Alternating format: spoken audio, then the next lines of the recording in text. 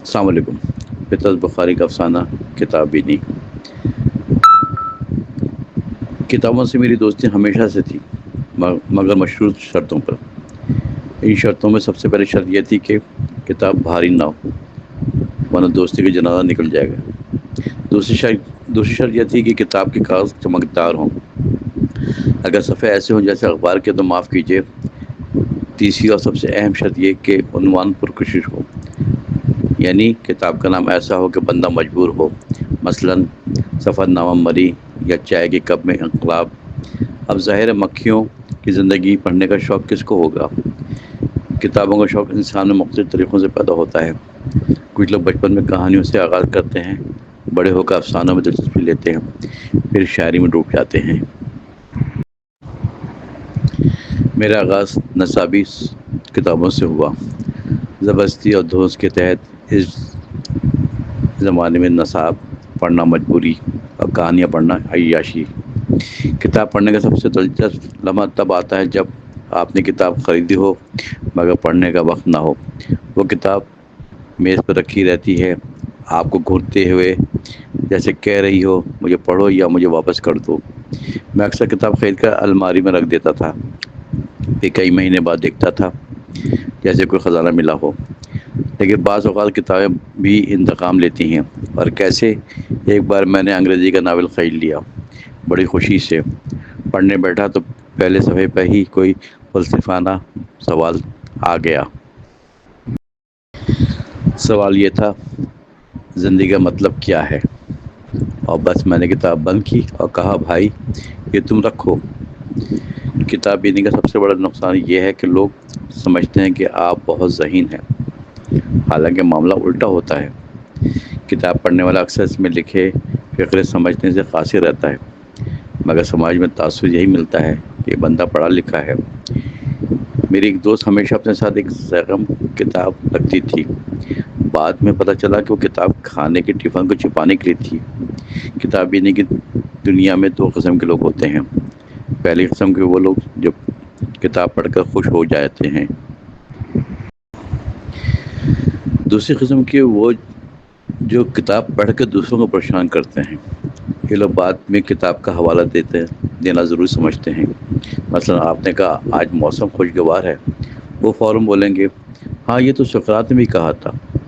اور اب جب کتب بینی کا ایک بڑا مزہ لائبریری میں جا کر آتا ہے، وہاں جا کر آپ کو احساس ہوا کہ دنیا آپ سے زیادہ پڑھی لکھی ہے اور آپ کا علم بس ایک چمچ جتنا ہے۔ مگر لائبریری جانے کا سب سے بڑا فائدہ یہ ہے کہ وہاں کرسی پہ بیٹھ کے کتاب کے ساتھ نیند بھی آ جاتی ہے۔ کتاب اور نیند کا رشتہ ویسے ہی ہے جیسے چائے بسکٹ کا۔ ایک بار میں نے لائبریری میں بیٹھا فن تعمیر پر کتاب پڑھ رہا تھا۔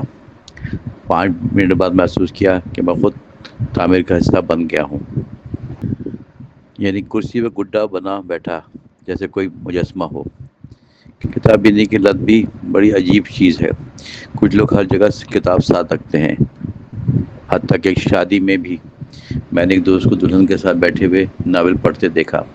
اس نے کہا یار ولیم شیکسپیئر زیادہ دلچسپ لگ رہا ہے اس وقت۔ کتاب بینی اور موبائل فون کا آج کل کا مقابلہ چل رہا ہے۔ پہلے لوگ کتاب کے صفحے پلٹتے تھے، اب انسٹاگرام کے اسکرول کرتے ہیں۔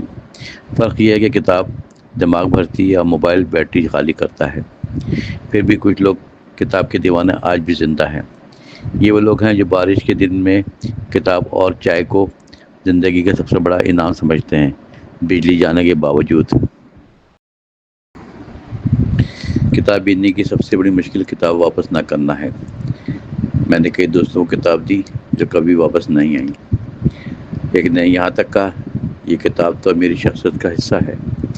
کتاب بینی کی ایک مزیدار عادت یہ بھی ہے کہ کچھ لوگ کتاب خریدنے سے پہلے اس کو خوشبو سونگھتے ہیں۔ شاید انہیں یقین ہو کہ اچھی خوشبو والی کتاب بہتر ہوتی ہے۔ کتاب بینی کے ساتھ ساتھ کتابوں کی نمائش بھی ایک فن ہے۔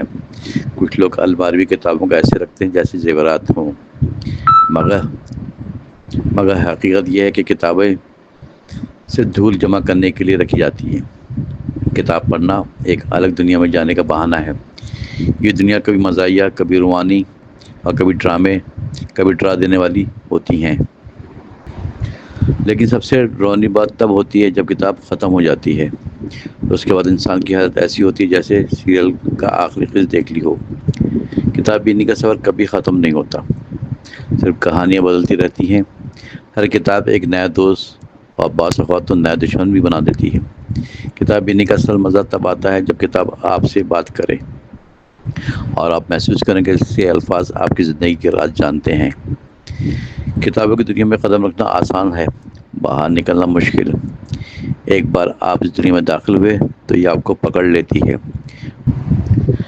اور پھر آپ سوچتے ہیں کاش دنیا بھی اتنی دلچسپ ہوتی جتنی کتاب.